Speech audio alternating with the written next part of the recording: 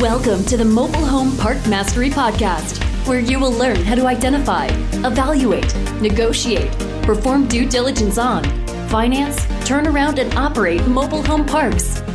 And now, here is your host, the fifth largest mobile home park owner in the United States, Frank Rolfe. Prior to the advent of COVID in 2020, we were bringing in mobile homes, new mobile homes from factories, prepping the lot, putting on a deck, putting on the skirting, and the whole package altogether cost around $30,000 or so.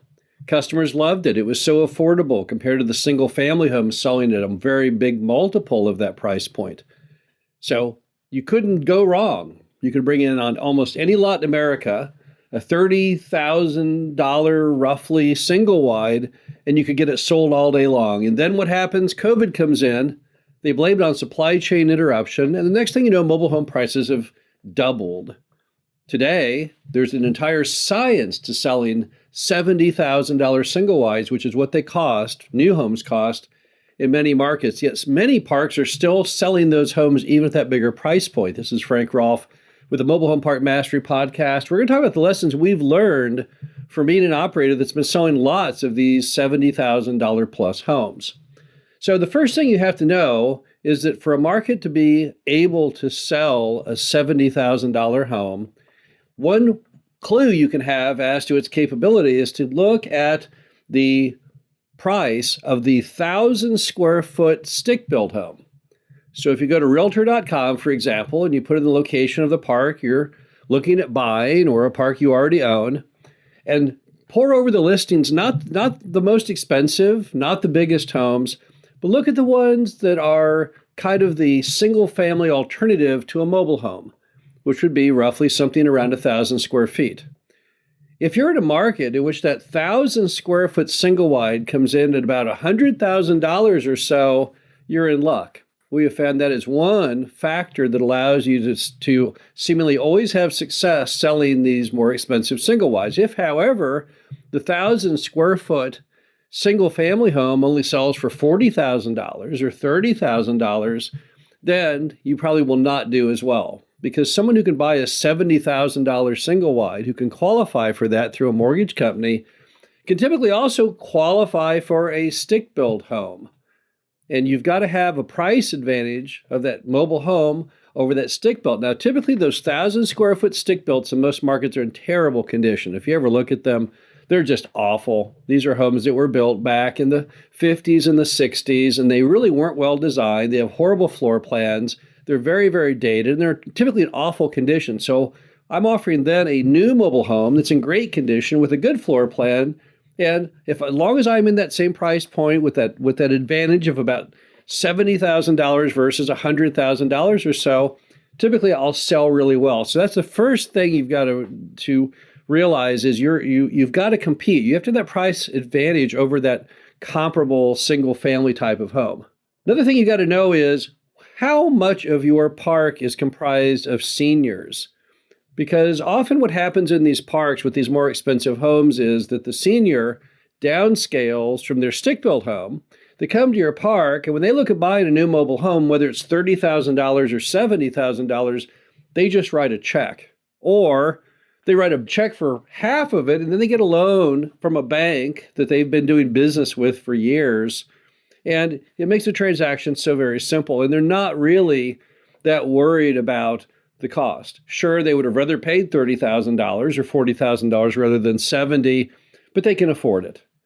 So it's kind of like if they go to the restaurant and the value meal is no longer available, well, they still eat there. They still buy the hamburger. So if you have a lot greater senior component, that also helps in determining whether your park can handle the $70,000 single wide or not.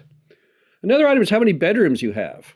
Because a 3-bedroom, 2-bath, which is a fairly standard mobile home size, that's very rare when it comes to multifamily.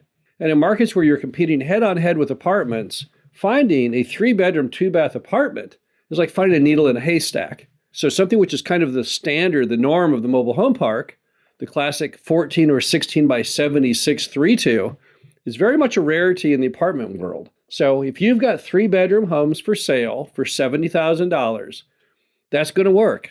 because 3 bedrooms are very hard to come by. If you've got 2-bedroom, $70,000 homes, it's much more difficult. Now, why is it such a big deal between the 2 and the 3-bedroom? Well, because if you have families with kids, typically the 3-bedroom is kind of the gold standard. They want to have everyone with their own bedroom, or if they have boys and girls, they want to have 1 bedroom for the girls and 1 bedroom for the boys. And it's just very, very hard to find. So the rarity, the scarcity of the 3-bedroom, 2-bath in the multifamily sector leads to enough demand that you should be able to then sell that 70,000 homes. So you have a lot of customers looking at that. Another observation on selling the $70,000 mobile home is you've got to have a really great salesperson. And you have to have a really good office to get the job done. Because people get much more discriminating when they're looking at writing a big check and taking out a big mortgage on a mobile home. We all know the mobile home industry has suffered from a negative stigma for decades now, probably never going to be corrected. So as a result, shoppers are very hesitant to buy the mobile home because they already have kind of a negative feel to it. Maybe a friends or family they fear will say, oh my gosh, you're kidding me. You paid $70,000 to buy a single-wide trailer in a trailer park? So to get them over the hump, to make them feel good about that purchase, you've got to have a salesperson with really, really good sales skills who gives them the confidence that they're making a good decision. And then you also have to have a very professional office. You know, the old days, you could sell a $30,000 single-wide out of your manager's mobile home, right there in their kitchen, around the dining table with cats running around in the background and the TV blaring. The demand was still so high, the price was so cheap, that people, despite the unusual surroundings of the sale, they'd still do it. But when you start getting to $70,000 single wide, people want to feel like they're buying something that's a quality product from professionals. So it's very important. Now, if you don't have an office in your park, if you say, well, gosh, I don't really have a real office to sell that home out of. Well, you can sell it out of the home too, right? Just make sure you meet in an environment that's professional. So if you get a mobile home, a new mobile home, and you put it in your park, you put it on the lot, there's nothing holding you back from getting a folding table and some chairs and putting those right there in the living room or in one of the bedrooms to be used as your sales office. Just don't let the customer have to go, as always classically occurred, to the manager's home to seal the deal. They're going to look around. The home will be probably very dated, maybe a little eccentric, and they'll think, oh gosh, I don't know. I don't know if this is really a smart move for me to spend $70,000 based on the environment that I'm seeing. Another option is to get a little portable building in some markets and make that your official office. Put a table and chairs in there and pop in a window air conditioner heater, and that should also do the trick. You can buy those kinds of little offices which come in on skids that look like little portable buildings for not a lot of money, and it will make all the difference in the world.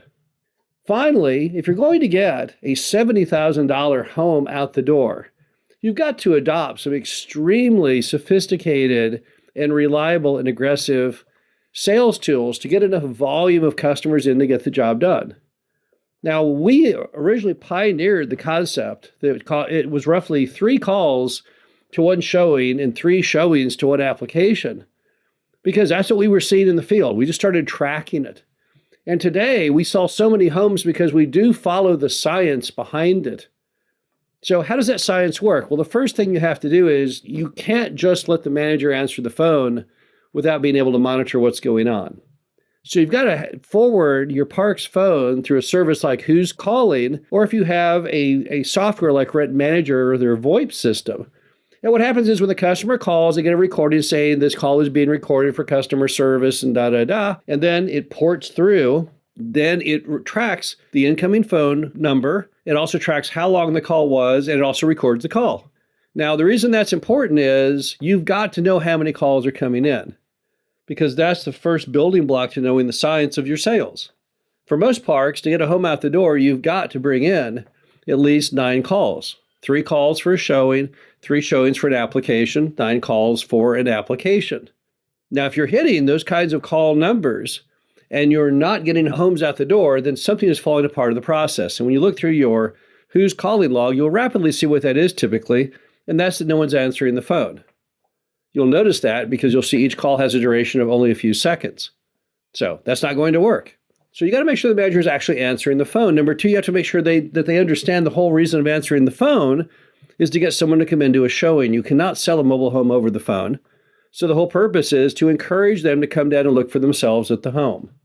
If you have a lot of calls and very few showings, it's safe to bet that the manager is not answering the phone and is not asking anyone to come down and take a look.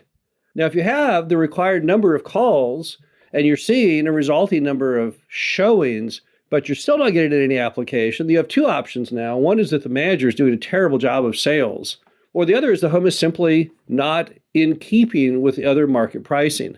Maybe there's a park down the street where the price is far lower, and therefore, even though people are coming and looking, they're not making an application because of competitive market forces.